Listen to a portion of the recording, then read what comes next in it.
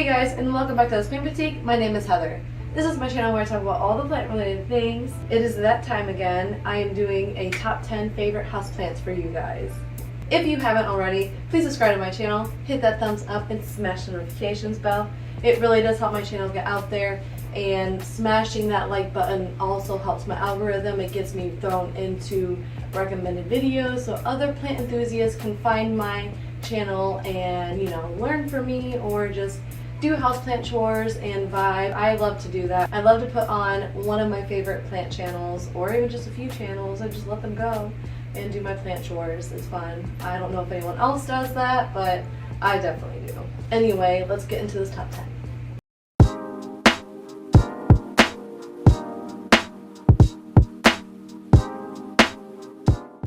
So to my right are all of my beautiful top 10 babies.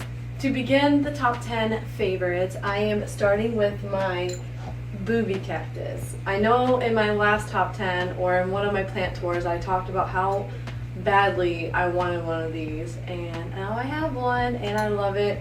She's doing so good. I haven't seen any new root growth yet through the clay pebbles, but I'm hoping that happens and I will let you guys know when that does. I ordered her off of Etsy and she was only $35, and I am really happy about it because they were going for anywhere between 70 and 80 bucks, and I really didn't want to spend that. I am obsessed with it. I decided to do Leca because she was bare root and not in soil, and that was probably the best option. And now it's like, it was not very yellow. It had a yellow hue to it when it came in, and now it is all green. It perked right back up. So I have her in my east facing window where she gets a bunch of morning light and very good light at that, just doused in it. Loves it. She's thriving. I have a lot of my plants that I want to do really, really well. Not like I don't want all my plants to do good, but the ones I definitely care the most about. And that sounds bad, but I promise it's not. I love all my plants the same. I take care of all my plants, but these ones on the ledge just have that special spot with me. Number 2 is my Syngonium Ice Frost, and I got this from Bumble's Botanicals at a plant swap back in May, and I am obsessed with it. It's given me 2 brand new leaves since then, and it has one coming in right here. I will get a little closer for you guys in a second so you can see the new leaf and enjoy it with me.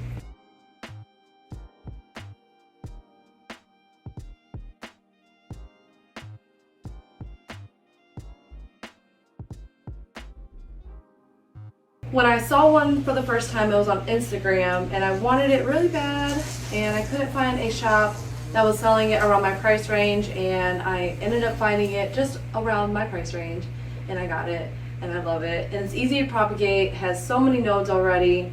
If anyone is a little unsure on how to propagate plants with nodes, just check out my how to propagate plants video. I go over all that, all that jazz. So I will be linking that in the description below for you guys. I love it. Syngoniums are super easy. They're very, very easy plants. I can't say that enough. I love it. Syngoniums just add so much color. There's different varieties, different shapes, different sizes. This is a unique leaf to me because I've never seen a Syngonium so round. All the Syngoniums I have in my house are very triangular. So here are some easy care tips for Syngonium. I have this guy in my living room area. He's been popping out this new leaf and doing so good. So that's his spot, and he's staying there. I absolutely love how easy Syngoniums are. They are probably one of the easiest plants I've had. They are right up there with pothos and philodendrons, so love them. Super easy, super fun. Add a lot of color to your space. They're super different.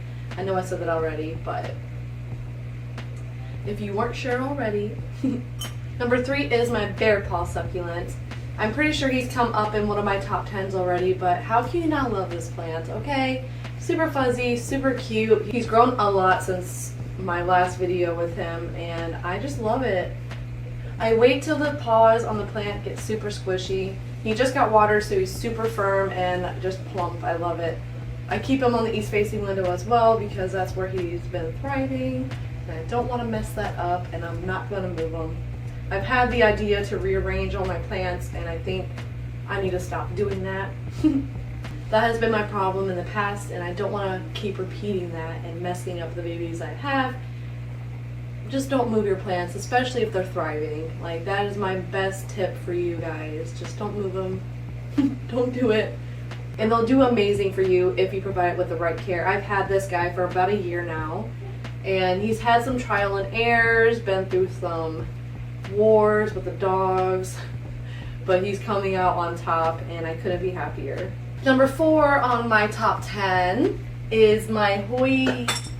I almost said Hoyi. I wait till the heart is a little squishy. I just watered it so it's nice and plump. Number 4 on my list is my Hoya Kerrii. It is a heart leaf shaped plant, and I got it on Valentine's Day. How cute is that? I absolutely love this plant so much. It means a lot to me because it was a gift from my fiance on Valentine's Day, and it's a cutie. I love it. I really do hope it gives me another leaf, and I have been kind of fertilizing it, hoping maybe it gives me something this season, but if it doesn't, I'm going to halt fertilizing in the winter until next season, and then, you know, pick up the fertilizing again, because you don't want to fertilize your plants when they're not actively growing. And in this case, it's not actively growing, but it is the growing season, so I do give it a little bit of food just to see what it does. And it's green. It's super, super green. It may not look like it to you guys on the camera, but it's very green.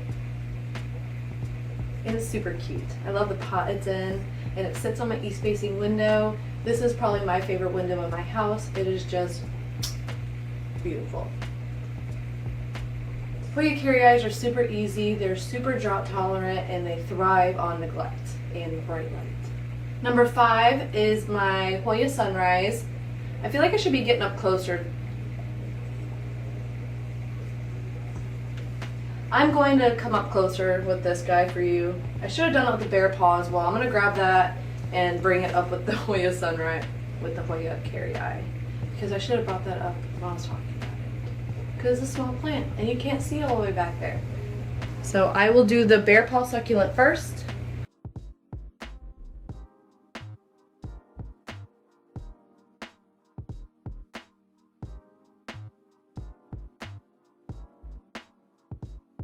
And then my Hoya Kerrii.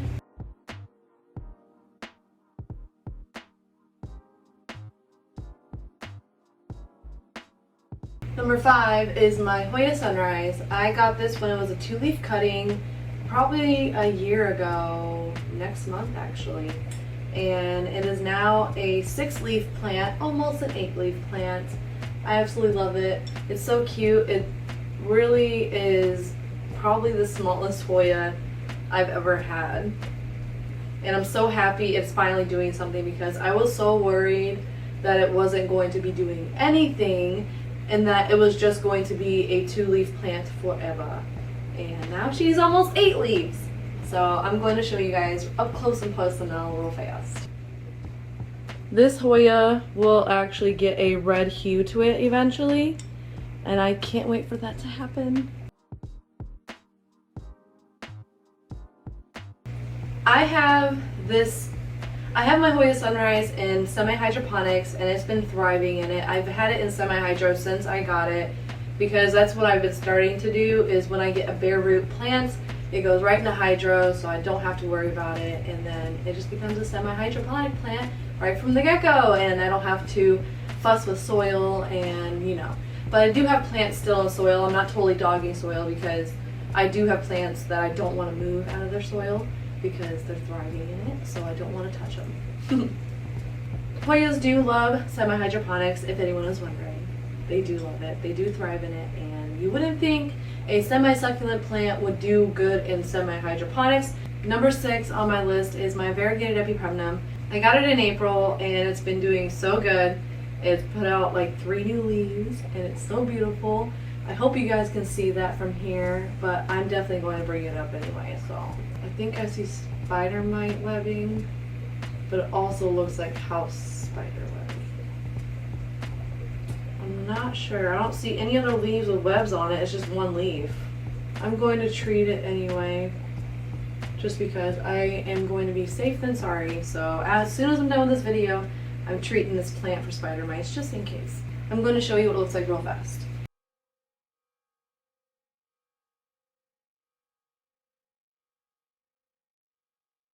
This is in the same family as the Sable Blue and the Baltic Blue.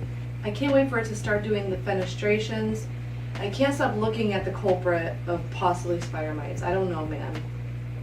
It's freaking me out, and I don't want to sit down with any of my plants. Because I don't see any, like, damaged leaves or anything. But epipremnums are super easy. They are in the pothos family, and they go with the same care as the pothos. You pretty much just want to wait till the leaves are kind of droopy and the soil is dry. They love drying out in between waterings. And for this guy, I water him about once a week because he's in a smaller pot. It's probably, I would say about a 4-inch pot, 5-inch pot, and I just have him in a cover pot right now. And I love it. It's super cute, super fun, super easy. I love variegated plants. I just love how like random they can look. Or they can be an all white leaf. I'm gonna stick you over here so I can take care of you later. Number 7 is my Moonshine Sansevieria. It is a snake plant. I absolutely love this guy. I love how close to like a minty color it is. It's super cute. I just love Sansevieria. I don't know what it is about Sansevieria lately with me, but I've been collecting them like crazy. Love it. Love them, love them. And they're easy as heck. You can put them anywhere. They would survive to the end of time and come back without a scratch on them. Okay? They are very hardy plants and they can survive in low light conditions, but when I say low light, it does not mean no light. Just give them a little bit, some access to a window is nice. Let me know if you guys love Sansevieria and which one is your favorite. I've had this guy for probably... When did I... Oh, I got you when I got... Oh, my birthday. I got this for my birthday too. That's right. I got you at Urban Cleveland. Oh yeah, I did. Okay, cool. So it's been about 2 months and he's been thriving. I keep him on a shelf above my 220-gallon fish tank and it sits under the LED grow light, and this is the newest leaf it's put out. And when I got it, it was probably down here, like here. And now it's like 3 inches taller, so that's pretty cool. I only water my Sansevieria when the leaves are super wrinkly and kind of very, very soft. Right now he's kind of like in that in-between point of I'm dying of thirst and I'm Gucci, but he's definitely going to need some water at some point. Number 8 on my top 10 favorites is my variegated alocasia. I got this at the plant swap back in May, but this guy was very leggy and I cut him up to bare, and now he is thriving, is shooting out all this new growth, and it is very beautiful. This leaf right here is getting a new leaf. Oh, it's just so cool. I love it. I love it. I love it. I love it. It is in a very nice mixture of sphagnum moss and like a very chunky soil, so I'm really loving that. It just looked like it needed more light, or even better light, when I got it in the swap.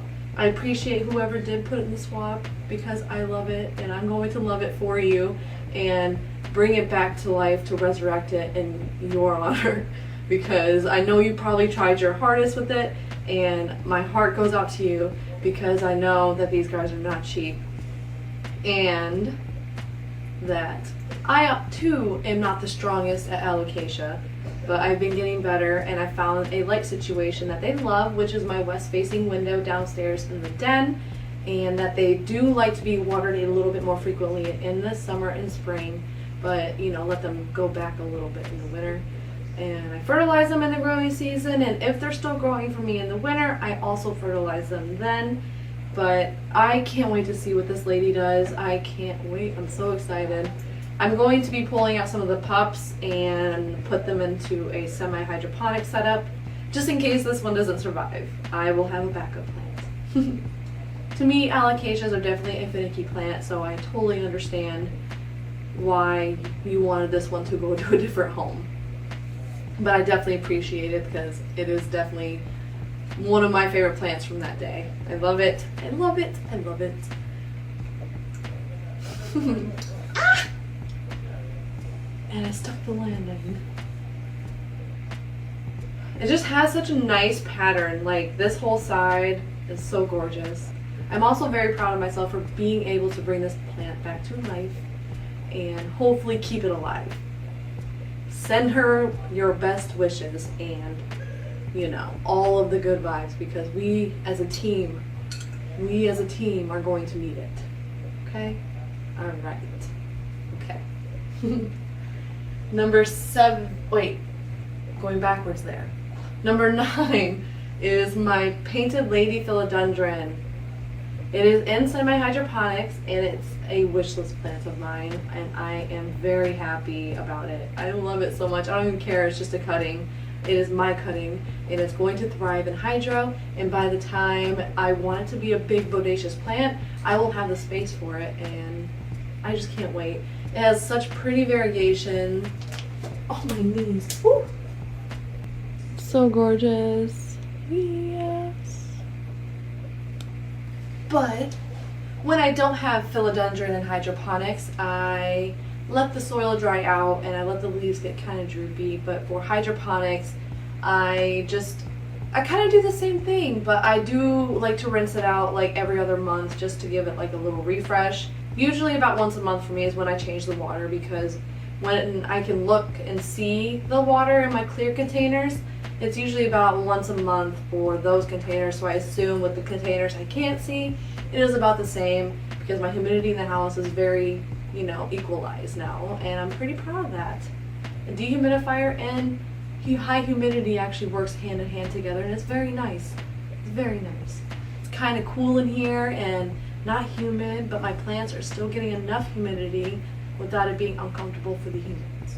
We keep it about 55% humidity in here, sometimes 60, but it still feels good, and it's not hot, it's not humid, it feels wonderful. The plants love it, and it's good for us. So for any of my semi-hydroponic plants, I keep the nutrient water at 6.5. I've noticed a lot of growth doing that, and they love it, so I recommend it. I just like sharing my experiences with you guys and hoping you would try them. And if you don't want to, I understand, but if you do want to try it, let me know if it works for you. Love her.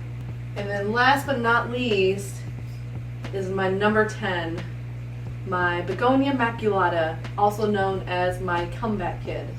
This is a beautiful plant. I am obsessed with the spots. I'm just obsessed with it. I love how viney it is, and it's just a uniform stick at this point. I love it. I can't believe it is growing like this from a cutting. It's mind-boggling, because I can never get begonia cuttings to take and go wild. But this one has been going buck wild, and I am so happy about it. Love it. But yeah, you can stake them, and they love to climb. Keeping a begonia alive has been pretty easy for me-ish. I, for some reason, can't get propagations to take sometimes, but I'm going to work hard at it and try different approaches. And I will keep you guys updated on what approach I take to get begonias to root better for me. I absolutely love begonias, and I want to keep collecting them. If you guys have any begonia recommendations, and actually the angel wing begonias have been like my go-to lately, so if you have any angel wing begonia recommendations, please let me know in the comments below. I would really appreciate it. I do love hearing from you guys. It makes me really happy to interact and answer all your questions and just, you know, vibe with you. Well, that was everything for today. I hope you guys enjoyed my top 10 favorite houseplants of June, and that we were all able to chill and hang out and vibe. Even if you guys just put on this video in the background while you did plant chores, I love to be there. This top 10 is like a little guide also. You guys can use it to guide your way into new plants, or you can use the care guide I kind of provided, you know, with some of the plants. I know I didn't do it for all, but I'm sorry, I did it for some, and I need to get better at that as well. Sharing the care tips with each plant, not just a couple when I want to. I love making these videos for you guys. It makes me so happy, because I get to interact with you and interact with my plants more. I just love the plant community. You guys are the best. If you guys like to see how I take care of all of these plants, please subscribe to my channel, hit that thumbs up, and smash the notifications bell. It really does mean a lot to me, and it does help me plan for future content. And by liking this video, it also lets me know that you do like this type of content I am putting out, so I can keep moving forward with that type of stuff. I hope everybody has a wonderful weekend. Stay beautiful. Happy planting.